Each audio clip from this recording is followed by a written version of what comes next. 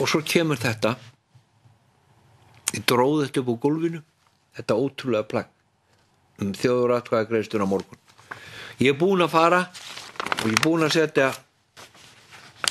neyið og þá bara eina sem þarf að gera hérna, þetta nú sýnishorna kjörseðli og hér bara þessi spurning, vilt þú að tillögur stjórnlaga ráðs verði lagðar til grundvallar frumvarpa nýrri stjórnarskrá? Nei, bara setja eitt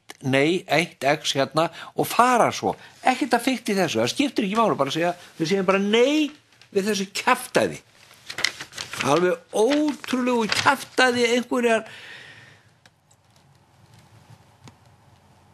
frægra, fjölmiðla frægra einstaklinga sem fengu flest atkvæðin og virðist vera,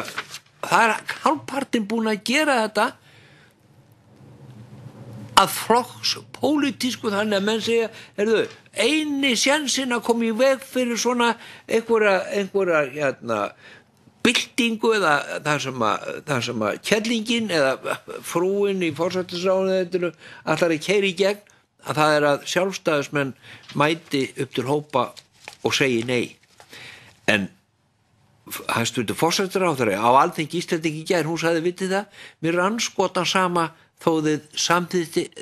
samþykki þetta ekki og meirihluti segi nei, við bara gerum breytingar á stjórnarskráni ef við kærum okkur ekki með þessum orðum, en þið heyrðuð öll það sem hún sagði, það ekkert útilokað að þó þetta verði fellt að þá gerum við samt breytingar stjórnarskrá, Alþingi.